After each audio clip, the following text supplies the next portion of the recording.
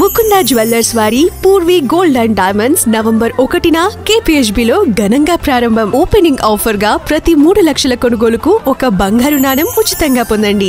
అంటే నేను ఇందాకనే అన్నా కదా, ఇప్పుడు పార్టీలు ఉన్నాయి, ప్రతిపక్షం ఉంది, మొత్తం ప్రతిపక్షం జూబ్లీ హిల్స్లో ఉన్నది, పాలకపక్షం ఉంది, మొత్తం పాలకపక్షం జూబ్లీ హిల్స్లో ఉన్నది. ఇక మళ్ళీ పార్టీలు వాళ్ళు ఉండి ఏం లాభం అన్న వాళ్ళు.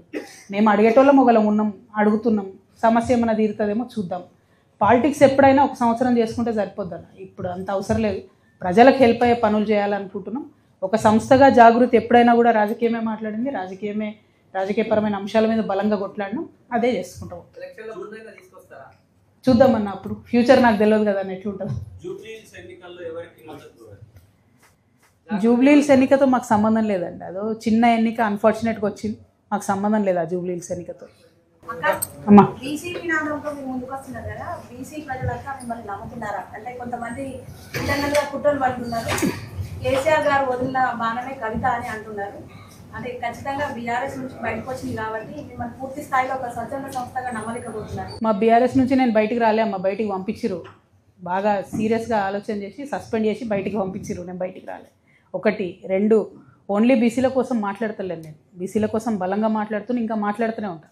అల్టిమేట్గా బీసీలకు లోకల్ బాడీ ఎలక్షన్స్లో రిజర్వేషన్ అన్నది నా ఫీలింగ్ కాదు, బీసీలకు చట్టసభల్లో రిజర్వేషన్ రావాలి, ఎమ్మెల్యేలుగా ఎంపీలుగా చట్టసభల్లో రాజ్యాంగబద్ధంగా రిజర్వేషన్, అది అల్టిమేట్ లక్ష్యం.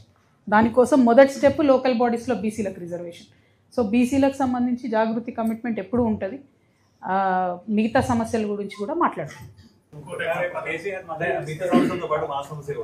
ఏందన్నా గడిచిన 10 సంవత్సరాల్లో జర్నలిస్టులకు ఇల్లు నిర్మిస్తున్నారు, ఇప్పుడు నిర్మించలేదు.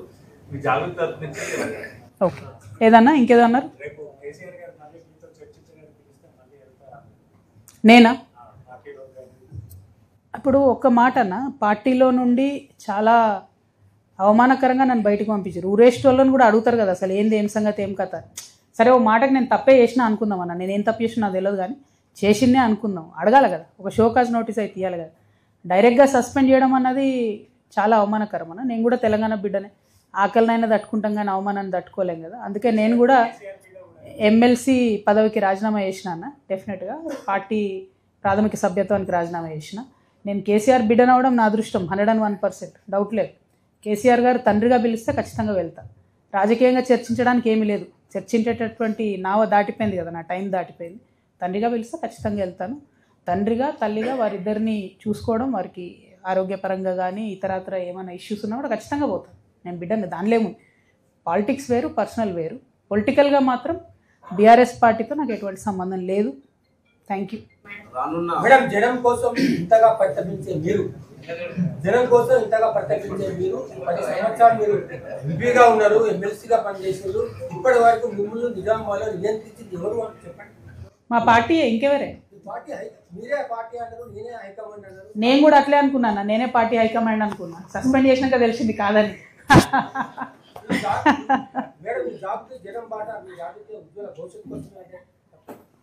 నేనేమంటున్నా, భవిష్యత్తులది ఎవరి భవిష్యత్తుల నిర్మాణం అయితే తెలియదు.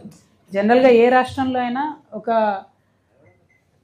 మార్పు జరిగినప్పుడు, ఒక విప్లవాత్మకమైనటువంటి సంఘటన జరిగినప్పుడు కొన్ని రాజకీయ జీవితాలు అతలకుతలమైతాయి. ఏం జరుగుతుందో ఫ్యూచర్ తెలుసు. నా విషయంలో పర్సనల్గా నాకు ఇబ్బంది జరిగింది. నేను 20 ఏళ్ళు పనిచేసిన పార్టీ నుండి సస్పెండ్ చేసిన తర్వాత నేను దీంట్లోంచి పాజిటివ్గా ప్రజలకు పనికొచ్చే పనులు చేయాలనుకుంటున్నా. నా ప్రయత్నంలో నేను ఉన్నాను. Thank you. ఏందన్నా?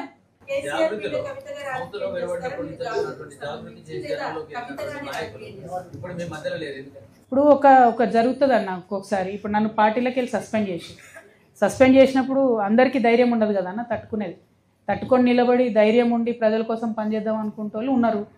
లేదు, కాదు, కూడదు, మనకెందుకు గోడ అనుకునేటోళ్ళు పక్కకు జరిగింది. సింపుల్, ఏముందని.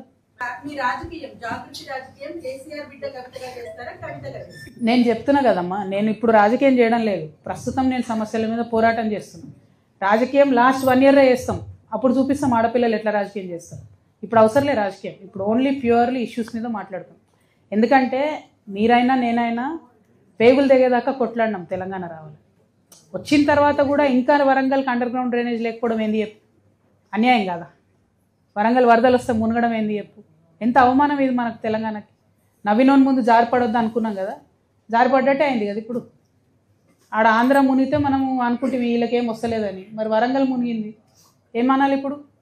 ఎవరు రెస్పాన్సిబుల్ దీనికి? ఇట్లాంటి ఇష్యూస్ మీద ఇప్పుడు ఆలోచిద్దాం. నేను పాలిటిక్స్ పక్కా చేస్తా, ఇప్పుడు కాదు, టైం ఉంది. పాలిటిక్స్ చేసినప్పుడు ఈ రుద్రమదేవి నేల సాక్షిగా చెప్తా ఉన్నా నేను, ఆడబిడ్డలు రాజకీయం చేస్తే ఎట్లుంటుందన్న చూపిస్తాం. ఇప్పుడు కాదు, ఇప్పుడు సమస్యల మీద మాట్లాడదాం, ఇప్పుడు ఇష్యూస్ మీద మాట్లాడదాం. పెన్షన్లు పెరుగుతలేవు అసలు. 2000 పెన్షన్ 4000 చేస్తాన్నాడు రేవంత్ రెడ్డి గారు. ఎంతమంది ఆడబిడ్డలు బాధపడుతూ ఉన్నారు? నిన్న పోతుంటే తోవంటి ఒక 100 మంది చెప్పారు నాకు, కొత్తగా పెన్షన్స్ ఇవ్వలే ఈ 2 ఏళ్ళల్లో అని. ఆ ఇచ్చే 2000 అన్న కొత్తగా ఇవ్వచ్చు కదా. విధవరాన్లు అయిపోయిన వాళ్ళకి ఇస్తలేరు అన్న పెన్షన్, ఎందుకు అప్డేట్ అవుతలేదు? ఆటోమేటిక్ అప్డేట్ అవ్వాలి కదా వీడియోస్కి అయితే, అది కూడా అవుతలేదు.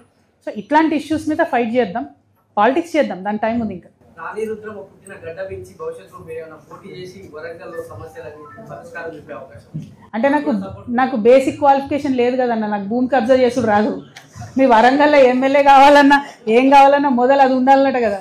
ఇప్పుడు అది మారుద్దాం, అది మారితే మళ్ళీ ఆలోచన చేద్దాం వరంగల్కి వెళ్ళి పోటీ చేసేది. ఆ బేసిక్ క్వాలిఫికేషన్ తెచ్చుకుందామా లేకపోతే రూల్స్ మారుద్దామా ఆలోచన, దాన్ని మార్చినాక definitely we will try. Thank you. చెప్పు. పాలనలో 10 ఏళ్ల పాలనలో అవినీతి జరిగిందని కాంగ్రెస్ ఆరోపిస్తుంది. ఆ అవినీతి మీద మీరు పోరాటం చేయాలంటారా? ఇప్పుడు చేస్తున్నది ఏందన్నా, నేను 2 ఎగ్జాంపుల్స్ చెప్పిన, మీరు రాయండి, ఎంత రాస్తారో చూద్దాం. మీరు ఏం పేపర్ మీకు చెప్పురి, రేపు పొద్దుగాల మీ పేపర్ చూస్తాను. V6 ఏందే V6 వెల్గా? ఎస్ నేను కాదంటలేను. నేనేమంటున్నా అంటే 2 చెప్తున్నా నేను. 900 కోట్లు స్మార్ట్ సిటీ ఫండ్స్ వచ్చినాయి అబ్బా, 500 కోట్లు భద్రకాళి చెరువులో ఓసిరు అమ్మవారి సాక్షి, అదొకటి రాయండి రాస్తే. రెండోది 1100 కోట్లతో ప్రారంభమైన MGM హాస్పిటల్ 1700 కోట్లకు పోయింది. అది హరీష్ రావు గారికి సంబంధించిన బినామీ సంస్థ చేస్తున్నది. ఎందుకు 600 కోట్లు పెరిగింది ఎస్టిమేటు? పెరిగిన 600 కోట్లకు 6 ఫ్లోర్లు పెంచిర్రా, ఏం చేసిర్రు? రాయండి. ఇది అవినీతి కాదా? ఎవరి హ్యాండ్లో జరిగింది అన్నది కాదు, ఎందుకు పెరిగిందని అడుగుతున్నాను నేను. మొన్న ఆదిలాబాద్ పోతే కూడా అక్కడ కూడా అట్లే అయింది. 300 కోట్లతో స్టార్ట్ అయిన ప్రాజెక్టు 2000 కోట్లకు పెరిగింది. ఇంకా పని అయితే పూర్తి కాలే, నీళ్ళు అయితే వస్తలేవు జనంకు. ఇది అవినీతి కాదా? ఏ జిల్లాకు ఆ జిల్లా ఎండగడుతున్నాం. మీరు రాయగలిగితే, మీకేం బేషజాలు చెప్తే మీరు రాయండి, నాకేం ప్రాబ్లం లేదు.